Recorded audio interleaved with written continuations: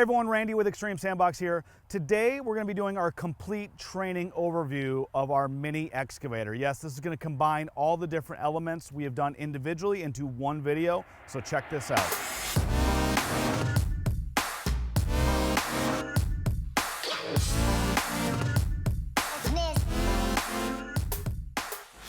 Hey everyone, we get a lot of requests for one complete training video for all of the different components for our mini excavator. So as you know on our YouTube channel, we have this broken down into individual sections, individual videos, but we thought it'd be helpful to put this all together in one longer format video so you can see all the different parts. So in this training video, there's gonna be 4 segments here. The first one will be our pre-op inspection. The second will be our basic controls, our 101 training. Our third section will be the 201 or advanced skills training. And then our fourth and final is our shutdown procedures, the parking at the end of the day. So let's go through and we'll start with all 4 sections.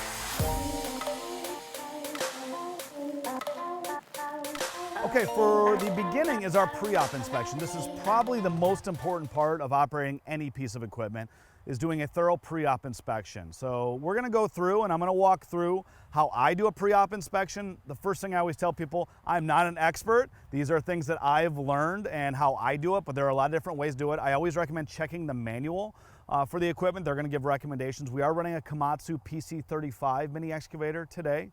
Now my pre-ops, if you've seen my training video, I really break it down into 3 different components, and this is just how I prefer to do it. That way I do it the same on each piece. The first is a general walk around. That's just gonna be a big picture, looking for anything obvious that sticks out. The second piece is the compartment check. That's where I'm actually opening doors, checking fluids, anything inside the machine. And then my third is in the operator seat. This is when I actually get inside the cab. So that's the way I do it. But again, there's really no right or wrong here. It's just having a routine, so you do it the same way. Now, I can't stress this enough.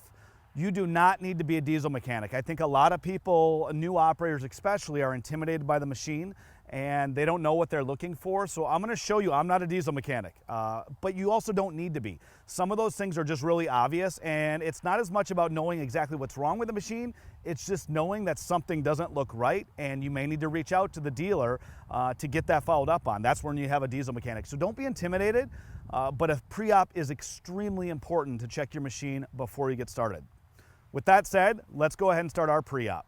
So I always start on the driver's or operator's side of the piece of equipment, and then I usually do counterclockwise, but it's really, there's a lot of different preferences on that.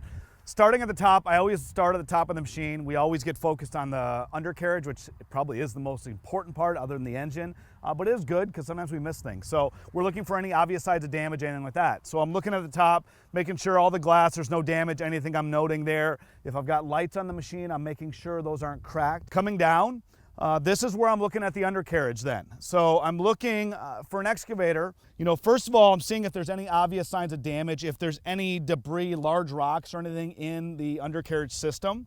And then looking at all of the, basically the rollers that I have there all the way around. I've got my idler in the front, making sure that's free, there's no damage, anything like that. And then my drive system is in the back. That's where you're actually gonna see the sprocket and the teeth and everything like that.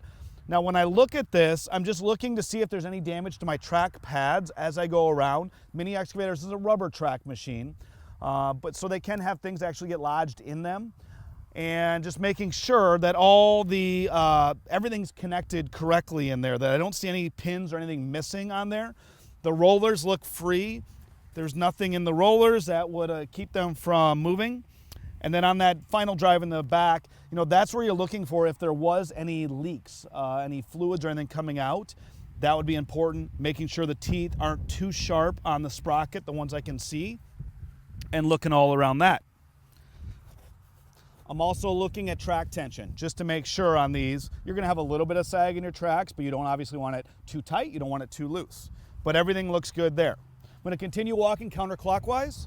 Okay, counterclockwise now on the back of the machine. Again, I always start at the top, work my way down. You know, for this one's fairly simple. I do have a mirror in the back of the machine, but the glass, everything, there's no damage, anything obvious noted on there coming down. This is where it's good to get down low.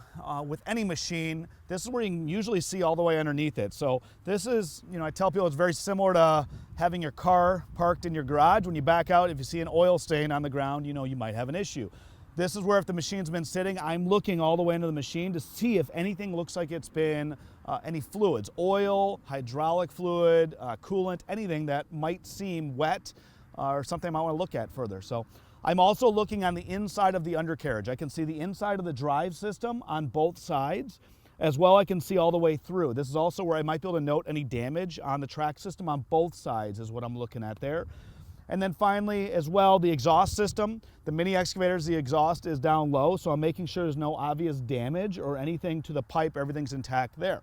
And then on the other side, continuing counterclockwise, again, I'm just doing a visual inspection, starting at the top, seeing if I see any damage.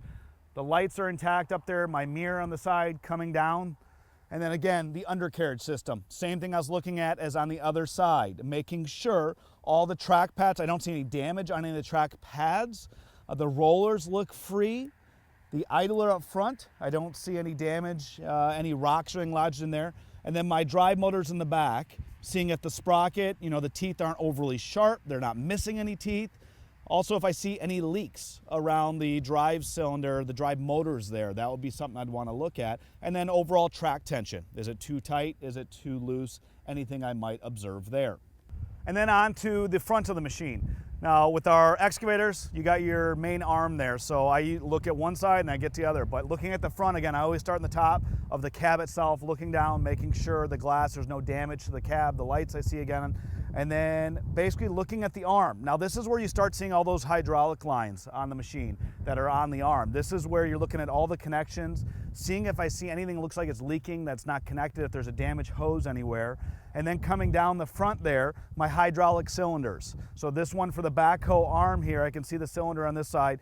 Any hydraulic cylinder I'm looking at, I'm seeing right around the point of the cylinder where it goes in. That's where you're gonna initially show any signs. If the seal's not good, I'm gonna see some oil that potentially would be coming out, and usually dirt or something might get, that'll stick to oil. So if I see anything that's obvious there, and then all my connections, anytime there's a connection, I'm looking, the pins and bushings, if there's any damage, anything obvious there, can see all my grease joints at the same time. So that's also where I'm looking. If it doesn't look like it's been greased, that might be something. And then coming all the way down the mini excavator, we have a blade system on the front here. Same thing, making sure these are connected to the machine, making sure connections are all tight there. The hydraulic lines that are underneath that run to that, don't see any obvious damage. The blade itself, don't see any damage. Anything loose, looks something that I might need to dig deeper into. As I'm looking, then I'm going along the entire boom, stick, and bucket. I'm looking at all of the lines here, and then my hydraulic cylinders that are up there, looking to see if anything's obvious on any of the lines on here, coming all the way down, if I see any connections, anything that might look loose on any of these things. And then coming all the way down, same thing on all the cylinders, seeing if anything looks that might be damaged. If I see any cylinders, anything like that, my pins and bushings, everything is connecting. I'm making sure it looks like there's grease. And then my teeth on my hydraulic thumb, as well as my bucket, making sure the bucket doesn't look like it has wear on it that might need to be addressed before I start using the machine. After that, I'm going to come to the other side. Okay, and then completing the circle counterclockwise, this side of the arm. Same thing, I'm looking on this side of the arm, the hoses, the hydraulic cylinders. If I see anything that looks, again, leaks on the hydraulic cylinders at all, if there's any connections, any of these bolts that might be missing or loose. Again, anything, I don't need to be a mechanic to look at something it doesn't look right. Those are the things you need to look into further.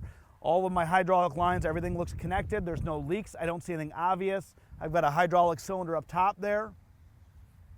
Coming down, again, light up front, make sure it's not damaged. Looking at this side of the bucket, still just working my way down. Any obvious damage or anything I see here. And then all my lines, again, I'm looking, they come through the center there and snake up. This is where you can look at the top of the arm to see if any connections, anything's loose on any of those. Okay, so we completed the walk around. Again, that's big picture. That's just looking for anything obvious that might stick out. The second piece I do is compartments. On any piece of equipment, I tell Bill, you should be opening every single compartment that's easily accessible. Anything that you don't have to use a screwdriver or anything to open. So this is just look for any damage or anything obvious. So on my mini excavator, on this one, I'm gonna pop open the side compartment. This is where all my hydraulic controls are. This also is where you can switch it from ISO to SAE. But also I can look in here, and if there's any damage in the hydraulic system, I'm gonna see any leaks or potentially something might be visible in there. Don't see anything there, that looks good. Close that. Then I'm gonna access the engine compartment around the back. So on this machine, I've got my engine oil to check in here. I've also got my fuel filter. And this is where I'm looking in the fuel itself to seeing if there's any debris, any water, anything I'd see in that separator there that might need to be addressed. And then my oil.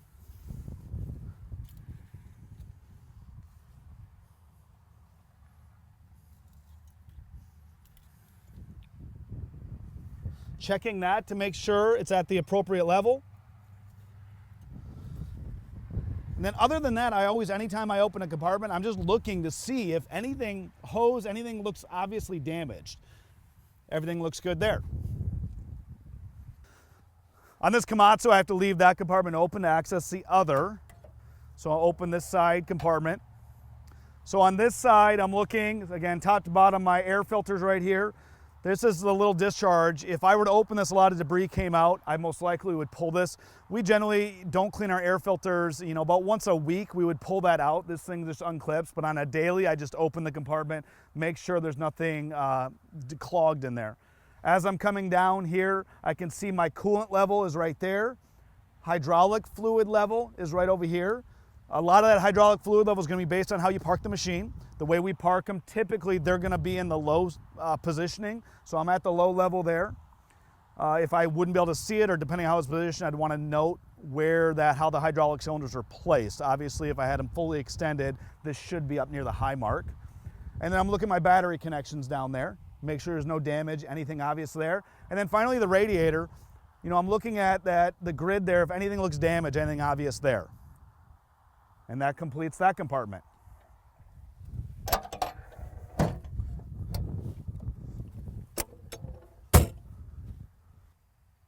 Final compartment, this one right here flips up.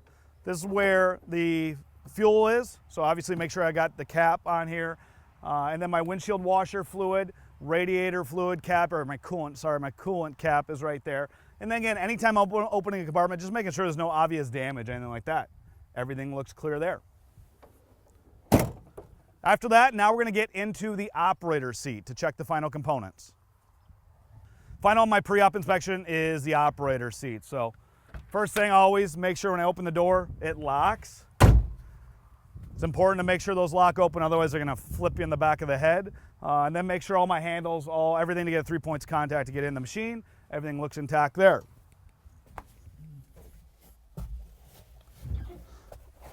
Once I'm in the machine, before I actually turn it on, you know, I just want to make sure all the levers, you know, joysticks, everything's working. So I'm gonna put that's my safety lock lever. Make sure that's operable, locks down. Make sure my joysticks, you know, look free. They're moving freely. The boots and everything are fine there. I'm checking my seat belt. Make sure there's no damage on that. And that works. Again, I'm looking for any damage, anything obvious that sticks out to me on the inside here. Everything looks good there. I'll pull that back up. Finally, I'll key it up and I'll just turn it, one click over. This is where I'm going to look at my display and see if there's any warning signs, any indicate I shouldn't start. Checking my fuel level, all the fluids that I want to see. You know, if there was, this one does not run on diesel exhaust fluid, but there would be a gauge on another machine. Right now my fuel looks good on there. And then I usually will just crank it up. Just making sure everything started, nothing sounds abnormal in there. Again, making sure I have no indicators on the display at all, and everything looks good to go. That's the completion of my pre-op inspection.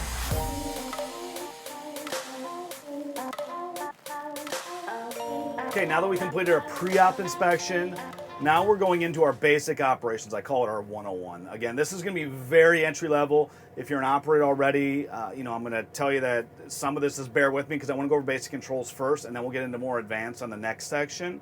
So once I'm in the machine, again, seatbelt on.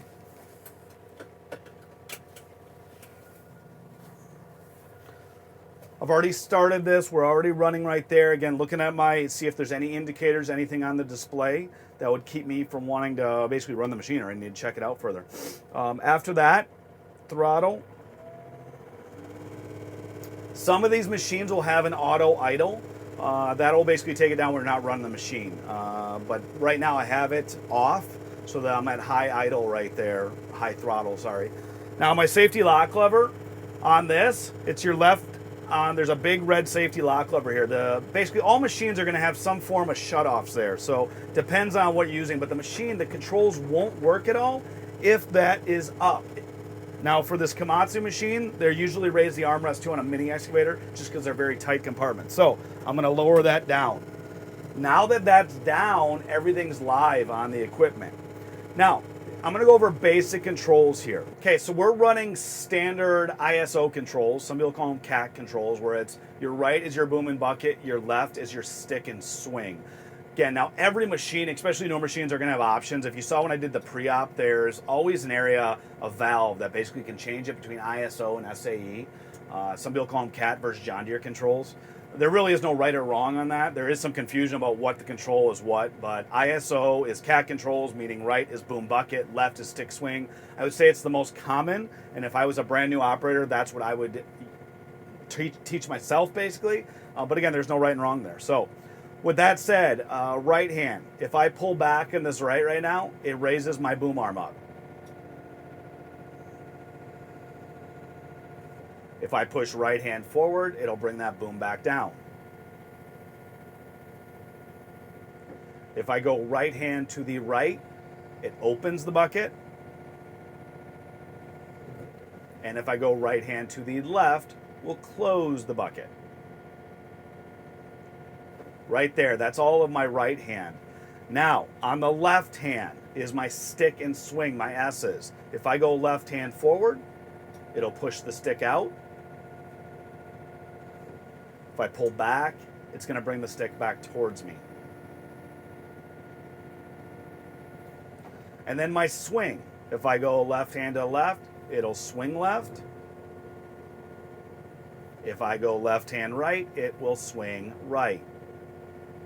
And there is no hard stop on the swing. This thing will just keep, it's on a turntable there, it'll keep spinning around.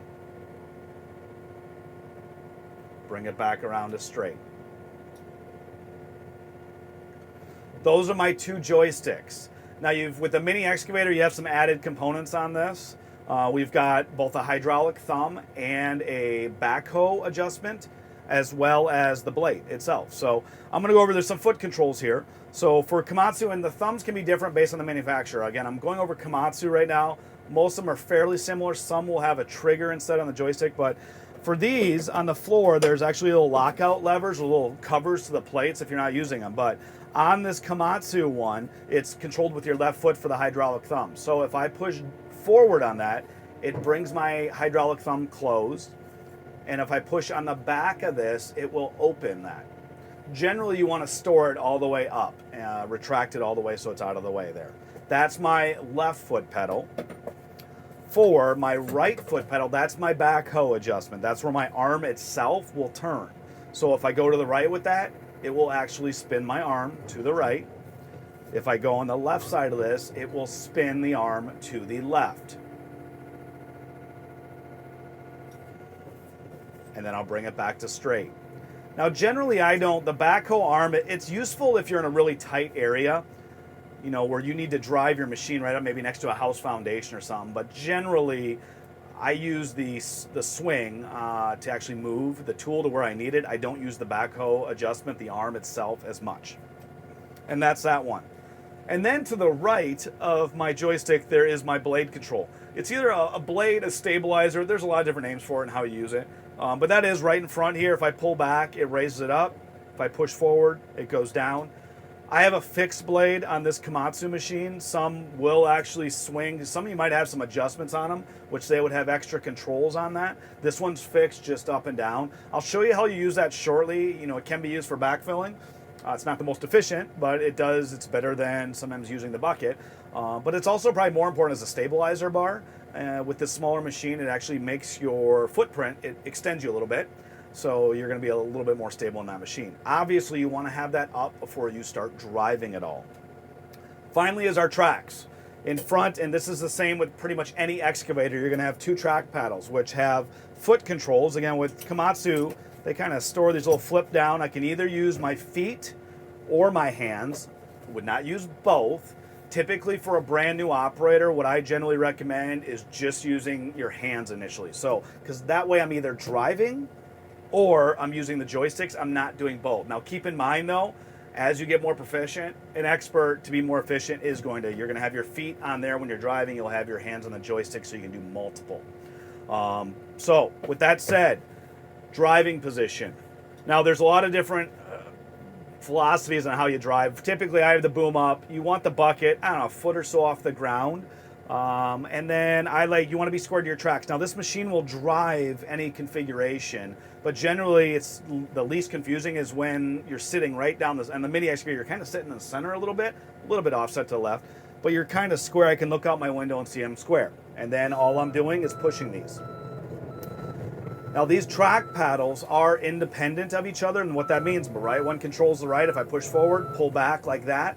Left one, same thing. Push forward on one, pull back.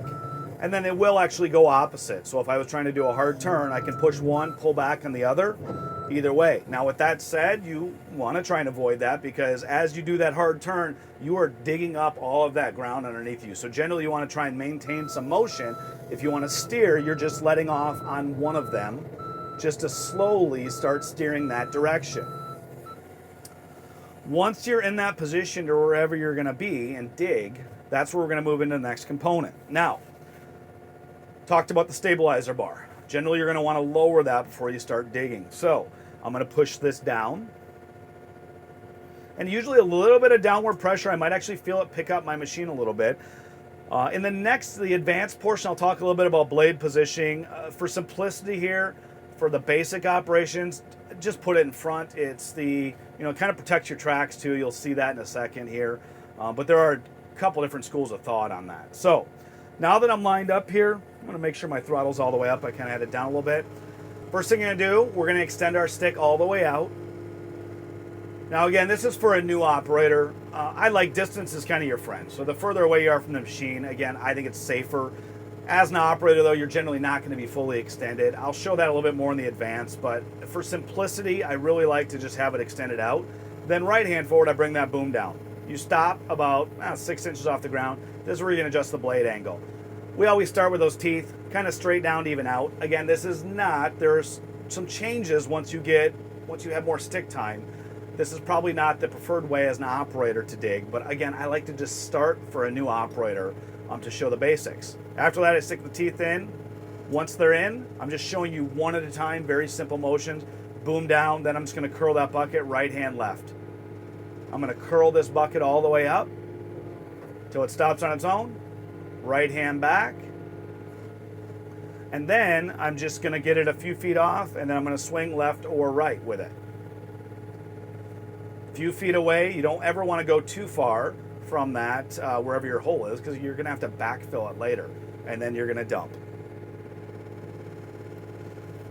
Now that was with my boom extended there. The other one you'll do is once you line back up here, go right hand back and pull that stick straight down, and then this is where you need to make some adjustments to those teeth. Straight up and down there, and go forward. Curl that up. Raise it up. You'll notice that bucket gets closer to you. Again, this is where that stick can come all the way in. Typically, assuming you don't have a quick coupler and attachment, the machine's designed not to hit itself, meaning if I pull this in, it won't hit that arm. However, if you have a quick coupler or some extra attachment on there, that may not be true. So understand what you have on there. But this pushes your distance, that'll push it back out. And then I extend out, and then I'll dump right there.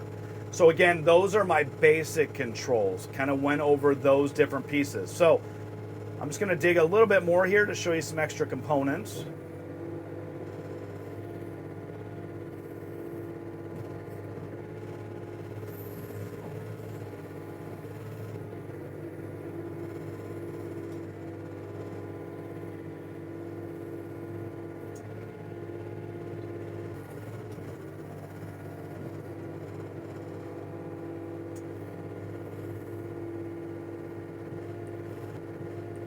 Now that I've done a couple of scoops, again, I like to start new operators very simple, one motion at a time. Now, as you get a little bit more proficient there, that's where you're going to start doing multiple things. Now, to really do an effective trench, first of all, I may be all the way out there, but usually I'm going to do it in layers. You don't necessarily want to go all the way down and just curl that bucket in. If there were something underground there, you don't want to get too aggressive on those where you're just going all the way down, curling that bucket in. So with that said, you're going to kind of have, this is where you start getting better at pulling the stick in at the same time. You're almost scraping the bottom of that trench. And this is something that you just have to get stick time at. The only way you'll get better is by just doing multiple motions at the same time. And this, I'm going to show you in the next piece a little bit more raking skill that it's an exercise to practice this. But generally this is your teeth will be in about 45 degrees and you're just taking off in layers. Instead of going one full bucket width down, you're basically doing one layer at a time where you're just scraping up some. Now this also is why, if you can see, why I also have the blade in front of me. Now this machine absolutely can hit my tracks. Now the reason I like new operators to start with that blade up front is now I'm just gonna hit the blade, so it's not gonna do any damage there. So this is why generally for new operators, I recommend having that blade in front. I'm gonna show you in the next video, next segment here, why having it the other position might be better.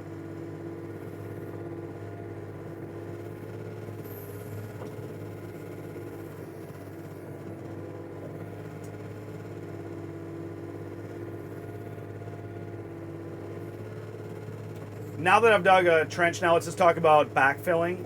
Two different ways. The great thing about mini excavators, they're a little bit of a Swiss Army knife. They're not great at any one thing, but they do multiple. With backfilling in any excavator, first of all, I always recommend using your bucket to move a material. So with this amount of material I have up there, generally you're going to be scooping through it. Now I'm just trying not to break the surface level though, because I don't want to grab any new material. Now a lot of operators, some people are like, well, can I use the side of the bucket? You can. It's not. First of all, these machines, the turntable on this is really just designed to move the tool where I need it to go. It's not great on the machine. You also got all those, all your pins and bushings in there that if you do a side load, it's not great on the machine. So generally you're just using that for a finish grade at the end. So right now I'm just taking scoops. Now as I raise it, I can try and swing over a little bit there.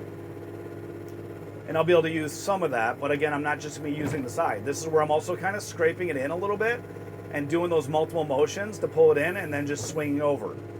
This is where getting better at using multiple motions is really good.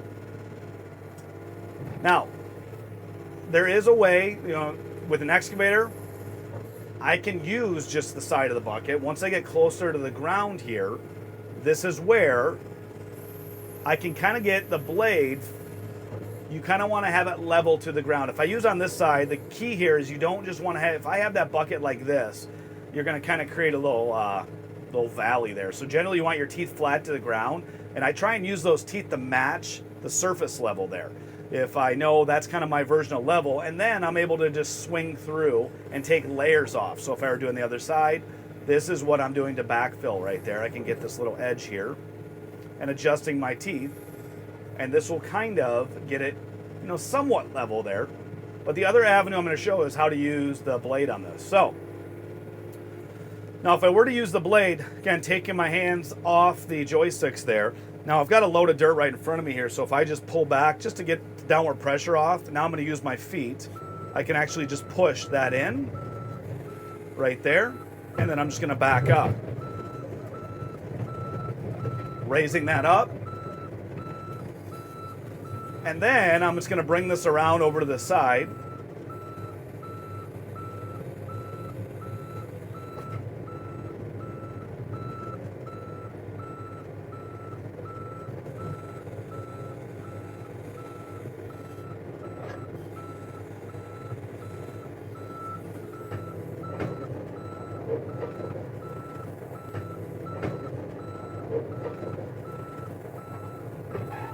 Now because I just kind of rutted up the ground there a little bit, wherever I'm turning, I like to do, again, I have a fixed blade on this machine, so it's a little bit tougher. But again, now I'm just using my right hand over here on the side, and I'm just going, I'm watching both sides, but you'll see I'm kind of pushing through my ruts, but I know I'm aiming towards my trench. So eventually here I know I'm going to pick up this material that was left. And this is, you know, it's kind of like using a bulldozer. We've done a training video on that, is that seat of the pants feel what my machine's doing. If I feel it tilting one way or the other, I'm making some subtle adjustments here. Now again, as I back up again, I'm trying to line up to get that other pass over there. So again, dropping that blade, using just my right hand. I'm doing all my driving with my feet. And then just making sure I'm pushing this material into the trench. It's tougher with a fixed blade because you don't have that way to angle that blade. But you'll see that, and I'm just going to drive, pull that back.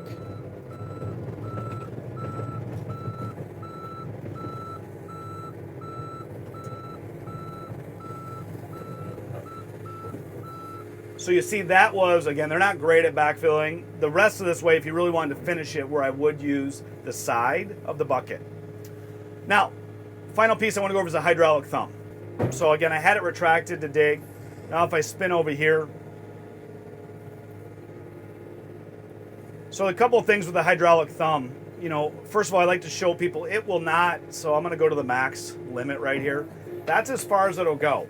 So it's never going to go all the way out. This is where using your bucket control, I can kind of pinch into it, and you'll see how that forces it. It's kind of pushing the two together. So understanding that when you're picking items up. So have it retracted. For this, I'm just putting, yeah, we use whatever you can find to practice on. You know, these can be pretty useful to pick up a lot of different things, but understanding what you're picking up. Once I have it pinched in there, so now I'm holding pressure on this tire. I can go left, right, I can extend, stick out, stick in. The only thing is if I open that bucket, if I go right or left of that right joystick, that's what's going to lose it. So now anytime you're picking up items, understand weights, you know, understand your center of gravity on the machine. If there's a limit to how much you can pick up on these machines. So if I bring that over here, set it wherever I'm going to have it. And then right there, slowly opening. Again, the key is slow and steady on any of these hydraulic controls. Retracted there. And that's the hydraulic thumb there. So that's it for the basic controls. Now let's move into the next segment.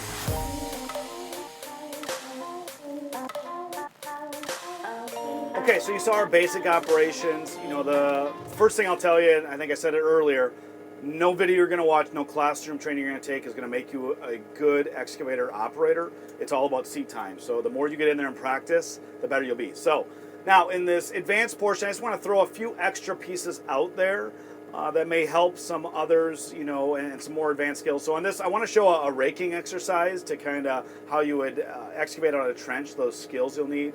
We'll talk a little bit about blade positioning, and then we'll talk about crossing a trench.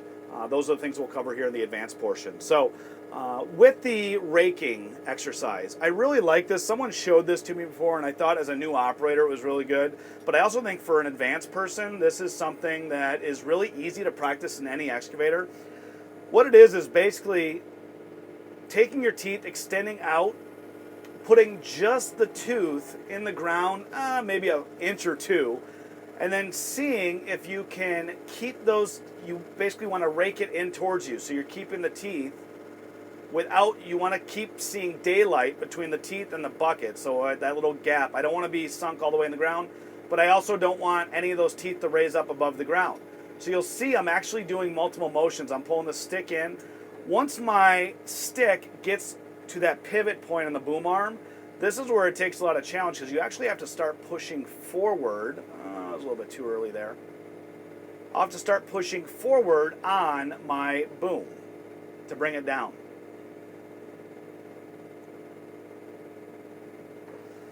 So the ideal there is, again, this is a great way to practice that managing the end of the bucket. So where your teeth are, whether it's teeth, a flat bucket, but can you rake that material and you can go over just a hair and keep trying this. And the goal is to not let that sink too deep. This is, I think, a great advanced skill for someone. It takes a lot of finesse. Sometimes if you're having trouble, I tell people throw it down to idle, where it's a lower and your hydraulics won't be quite as jumpy there. And it gives you just a little bit more finesse. But I'm opening the bucket, pulling the stick in. I'm doing all of those motions at the same time. This is extremely helpful when you start trying to dig a trench out, because you need to manage those now at the bottom of a trench, so you're coming in at an angle. The other piece there, along with raking, is pushing material out. So we didn't cover this a lot in digging, but often you'll use the back of the bucket to push material out.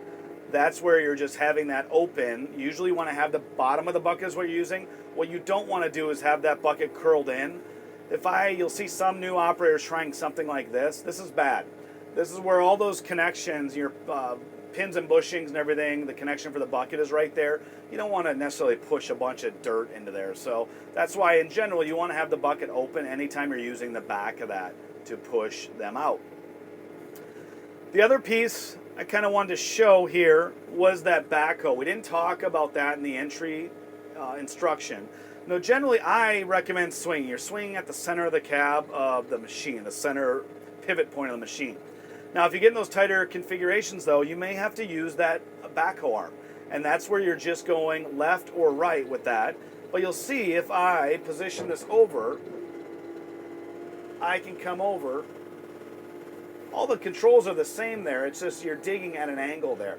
Now, again, when you start talking advanced operation, this is where you got to know you don't want to have those teeth straight down. We teach that in the beginning just to get people used to the controls. But in general, when you're trenching, you're going to want to have a 45-degree angle, and you're going to come in, you're going to scrape that in layers.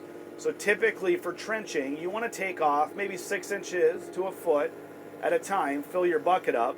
This is why, you do this so you don't, in case there was something underground, even if you get a utility, you get everything marked, you're going to run into different things on different sites. So that's why taking it off in layers is important. But once I have that in, now if I were in a tight configuration where I couldn't spin my cab, I can do the same thing with just that arm.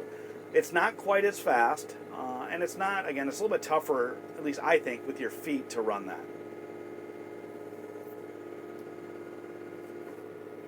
But that's how you run that backhoe arm there. Now, the other piece I want to talk about is blade positioning. Now, again, I showed you initially how pushing this in the front is how I put a new operator. I like it because it really protects your tracks for a new operator. Now, with that said, you'll see I can lift that machine up there. If I try and take a big old scoop here, you will notice if I push this thing down, let me go flat here, I can actually pick up the entire machine. So when I have that in front of me, I'm not getting the benefit of that when I'm trying to push forward to get a full load. So it's a lot easier to do that. This is where a lot of people will put that blade behind them. So you'll see if I try that exact same thing now with that blade behind me, I can't do it. The machine will not pick up. So that's why sometimes people will put that blade behind them, because you're going to get a little bit more stability there when I'm digging off behind me versus in front. So that's why you might want to consider having that in the back of your machine. Again, I don't think there's a right and wrong on that. I think it's a little bit personal preference, but that's kind of the reasoning. Obviously, digging no matter what, I usually recommend being in line with your tracks, either front or back. If you start digging off the side of your tracks, your machine, this is the same with any excavator, is not as stable at all. You're digging off the side here, it's a lot easier to pick your machine up. Now, a couple things, we're going to talk about crossing a trench here, but now while I have that machine up like that, it's about clearing your tracks too. This machine, always important to clear your tracks at the end of the day. This boom arm will pick up any side. So if I pick up one side, I can move my track system. This is helpful if you've got a lot of debris in that track system at the end of the day, to raise it up just a little bit off the ground. You can pick up one side and you can pick up the other.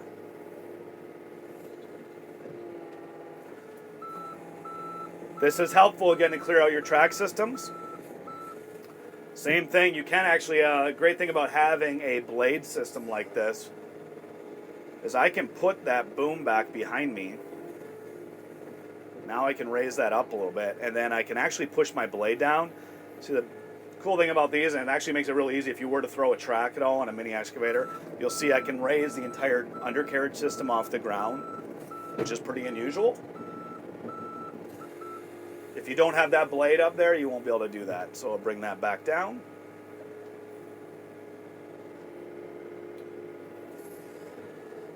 Now, final piece.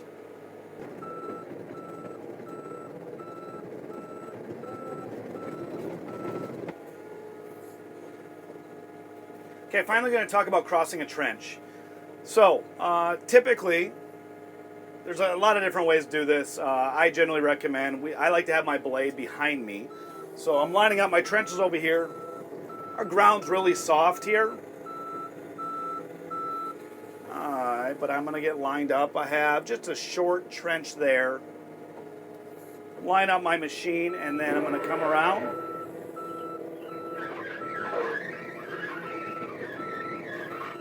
So typically you're going to get right to the edge of whatever you're crossing. Now, first thing I can't stress enough, understand the width of your machine. And I know that sounds really obvious, but I've seen enough new operators, and I can speak from experience. If you don't know the width of your tracks and you're trying to cross something larger, obviously it's going to sink down. So, first thing you want to do is get to the edge there, and then blade for a mini should be behind you and just a few inches off the ground. I like it behind me because it can kind of catch me if, worst case scenario, the thing starts to slide.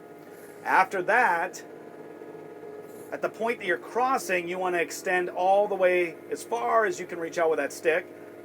And then depending on the material, bucket flat is going to probably do the least amount of damage, but if you were needing to bite in, this is probably if you're going up an incline as well, have the teeth out where you can actually grab in and pull some traction. But right now, I'm just going to keep it right above the ground. Now, at that point, I'm going to keep driving just a little bit till I can feel like I'm right at the edge of this. So I have my tracks hanging off just a little bit. At that point, I'm setting this down and just, we're not trying to pop a wheelie here at all. I'm just trying to maintain it as I go over. So you do have to use, this is a combination of bringing your boom up and stick in, and then I'm pushing back on these, and I'm trying to pull myself across.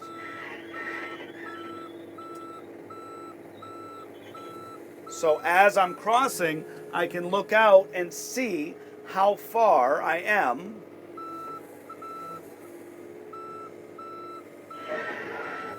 And you're trying to get right to that center point. Yeah, it looks pretty close. So now you see if I bring my arm up, I'm actually straddling this. And again, my material is really soft here. So you have to be careful not to, if you go too fast, you'll actually pull some of that in. Which again, my material is so soft here. But if I see right now, I'm completely supported. My tracks are spanning that trench.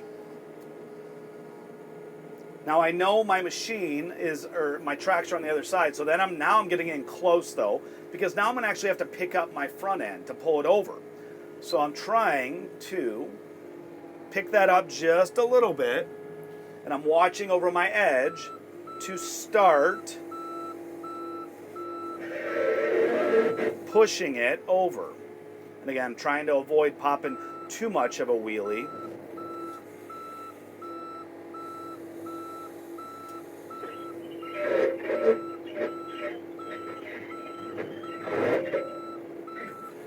And then once I know I'm past it, I see my tracks over it.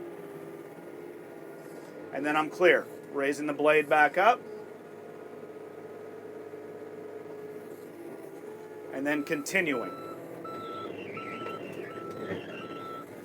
Spin that back around. So there you have it. Again, the same concept. Doesn't matter how long the trench is. Again, understanding the width of it, but also using that same concept going up an incline. Having your weight low, but also being able to grab in.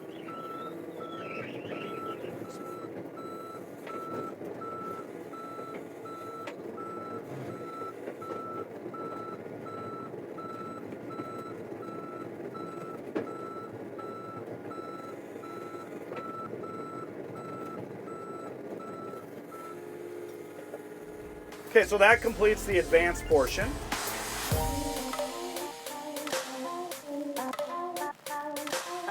Now let's go over the shutdown parking procedures. So obviously it's always good to park square up with your tracks, kind of in the center of them. If you're off the side when you're trying to get out, you're losing your step. After that, blade should always be on the ground, flat, and then for us, we park it with the bucket flat to the ground, like that, so everything's resting there. Turning my throttle down. Idling these machines, generally you want to let them 30 seconds to a minute. The newer equipment, they actually recommend you don't want to do excessive idling on these. So usually I just let it idle for 30 seconds to a minute. And then getting it ready for the next day. So this would be filling it up. So whether or not you're filling it up yourself, as someone on some job sites, they'll come in and fill them out overnight. But understanding what the fuel level is so you're ready to go.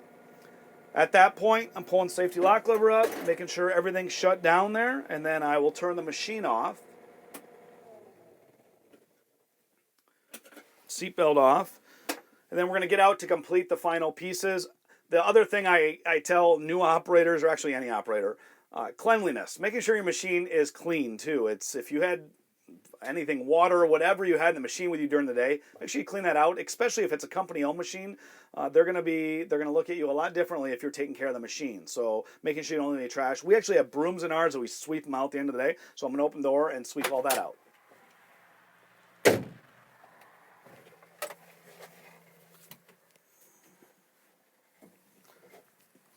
So our machine, we have a broom right behind. I always sweep the machine out.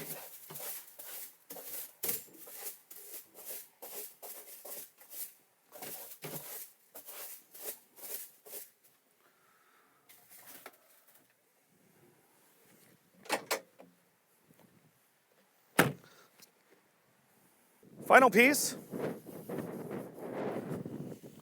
You always want to clean your tracks at the end of the day. So, there is material in these, so it's always important.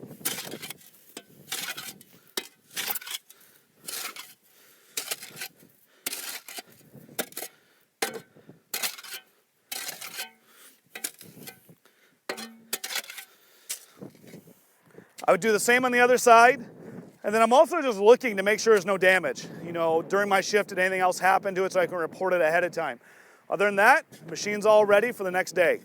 Okay, everyone, that was our complete training overview for our Komatsu mini excavator. Hope you guys enjoyed that. If you want to see any other training videos, to check out our YouTube channel. Thanks a lot for watching.